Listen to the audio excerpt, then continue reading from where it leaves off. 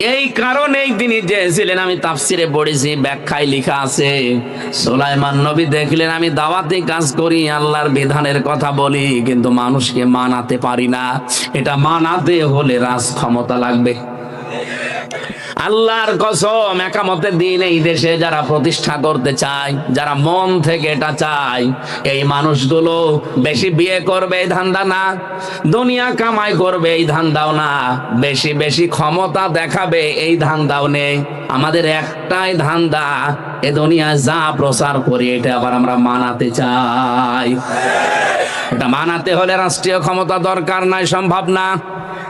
বাধার এই প্রাচীর গুলো তৈরি করা লাগবে আইন পাশ করার মাধ্যমে। এই জন্য ইসলাম ক্ষমতায় গেলে যে চারটা কাজ করবে, তার শেষের দুইটা, আল্লাযীনা ইম্মাক্কান্নাহুম ফিল আরদি আকামুস সালাহ ওয়া আতাউয যাকাতা ওয়া আমারু বিল মা'রুফি ওয়া নাহাউ আনিল মুনকার। ভালো কাজ আমরা আইন পাশ করে জারি করব, অন্যায় কাজ আইন পাশ করে বন্ধ করে দেব। এই জন্য আমাদের পুরাটা জীবনই ইবাদত। জোরে বলেন সুবহানাল্লাহ। আমি যদি একামতের দিন এই দেশে কায়েম করার জন্য কারো সাথে হাসি মুখে কথা বলি, ওইটাও আমার ইবাদত। কি কথা বলেন কেন? আমি যে সফর করে এসেছি এই 350 কিলোমিটার, এটাও আমার ইবাদত। 350 কিলো না, 450 কিলো। এখান থেকে কুষ্টিয়া সেই সকাল 11টায় বের হয়ে এখানে রাত 9টায় পৌঁছালাম। এই পুরা সফরটা আমার ইবাদত মনে করেই করেছি, কারণ আমি এই দেশের দিন কায়েমের জন্য এটাকে মাধ্যম মনে করলাম। অনেকে বলে যে, প্রশ্ন করে যে আপনাদের কাজও চা ওদের কাজও তা না, জীবনও না।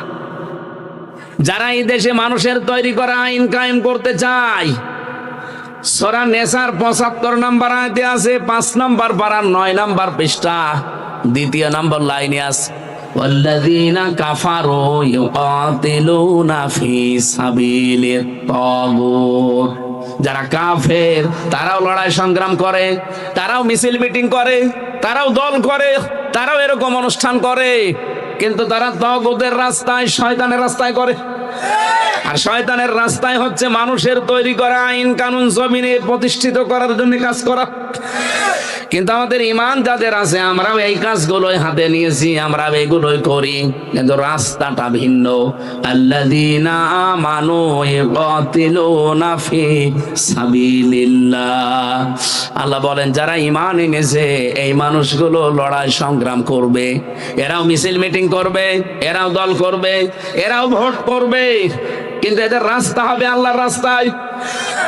প্রশ্ন আসতে পারে, ভোট শব্দটা কোথায়? কোনো জায়গায় তো পাওয়া যায় না। হ্যাঁ, পাওয়া যায়, আপনি পাননি তাই। সূরা নিসার 58 নম্বর আয়াতটা দেখবেন বাড়িতে, 5 নম্বর পারার 6 নম্বর পৃষ্ঠা 5 নম্বর লাইনে আছে, ইন্নাল্লাহা ইয়া'মুরুকুম আন তু'আদ্দুল আমানাতি ইলা আহলিহা।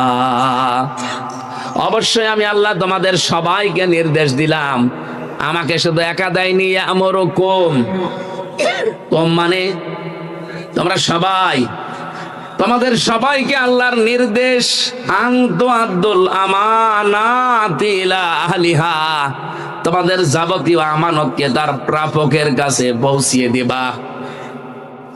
এখানে মারেফুল কোরআন তাফসিরে পাবেন, আল্লামা শফি রহমতুল্লাহ আলাইহি তাফসির করতে গিয়ে এই আমানাত বহু বচনের ব্যাখ্যায় তিনি 5টি অর্থ লিখেছেন।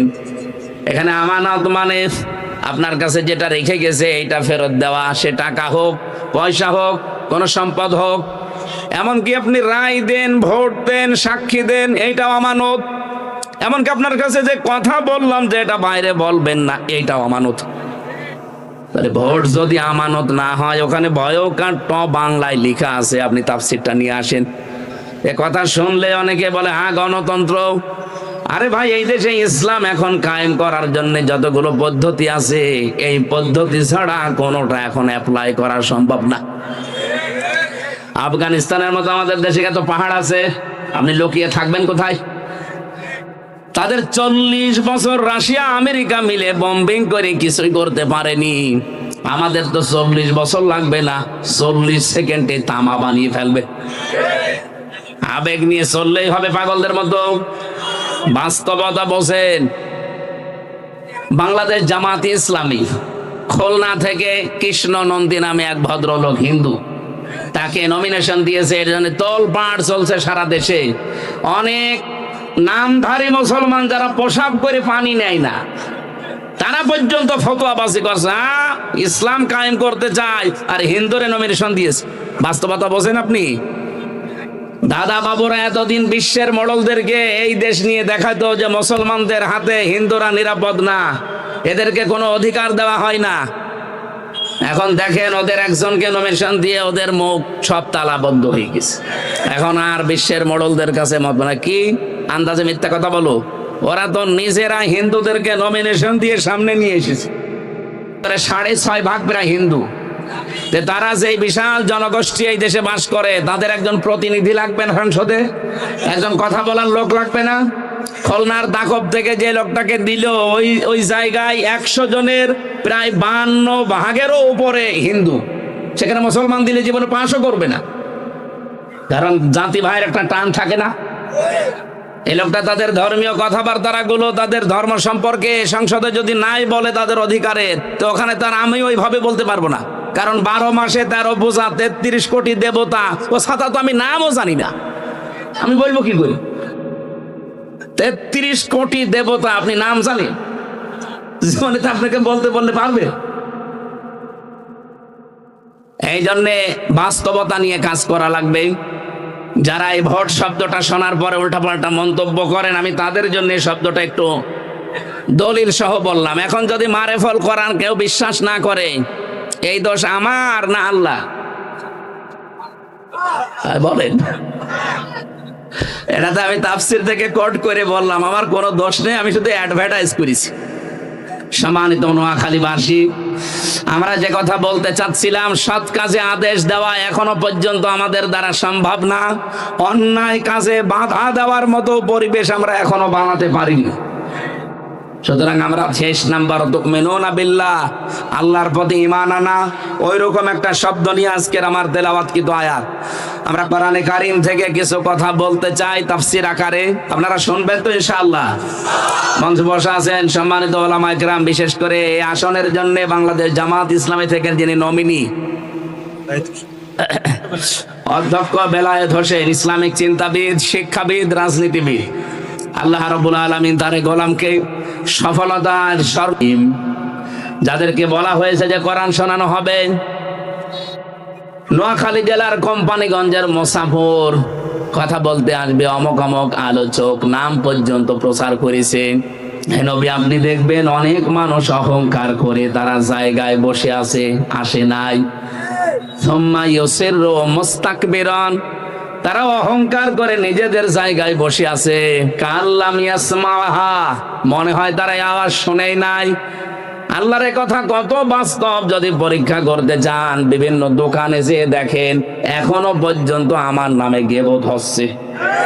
আপনি চলেন, আপনি যে দেখবেন গীবত করছে, আমির হামজা এসেছে কুষ্টিয়া থেকে, ও রাজনীতি করবে, না গিয়ে ভালোই করেছি। কথা বলছেন কেন? আপনার বিশ্বাস না হলে চলেন, দেখেন এই কথা বলছে যে না, সে ভালোই করেছে। আল্লাহ বলেন, হে নবী, আপনি তাদেরকে যন্ত্রণাদায়ক আযাবের সুসংবাদ দেন। তারা আপনার উপরে রাগ করে অহংকার করে আসে নাই তা না, মূলত তারা আমি আল্লাহর আয়াতগুলোকে অস্বীকার করে। আপনি তো অ্যাডভাইস করছেন, আপনার তো নিজের কোনো কথা কোরআনের ভেতর আপনি ঢুকিয়ে বলতে পারবেন না। আপনার কাজ শুধু প্রচার করে দেওয়া। যে মানুষগুলো আসে নাই, ওরা কেন আসে নাই জানেন? ওয়ালাকিন্না যালিমিনা বিআয়াতিল্লাহি ইয়াজহাদুন, জালেম যারা, তারা আল্লাহর আয়াতগুলোকে মূলত অস্বীকার করে। আপনি যে আমার উপর একটা তহমত চাপিয়ে দিলেন যে উনি রাজনীতি করে, এই জন্য আমি যাইনি। আমি রাজনীতি কেন করি এইটা আপনাকে আগে জানা লাগবে। কথা বলেন না কেন? নামাজের কথায় কোরআনে আছে, এই জন্য আমি নামাজ পড়ি। আল্লাহর কসম, কোরআনে যদি নামাজের কথা না থাকতো আমি নিজে জীবনেও নামাজ পড়তাম না, আর নামাজের জন্য কোনোদিন বলতামও না। রোজার কথা কোরআনে আছে, এই জন্য আমি রোজা রাখি। সারা পৃথিবীর কেউ যদি রোজা না রাখে, আল্লাহর কসম কোরআন হাতে নিয়ে বলছে আমি একাও হলেও রোজা রাখতাম। কথা বলেন না কেন? তাম পৃথিবীর কেউ যদি রাজনীতি না করে, কোরআনে যেহেতু রাজনীতি করা লাগবে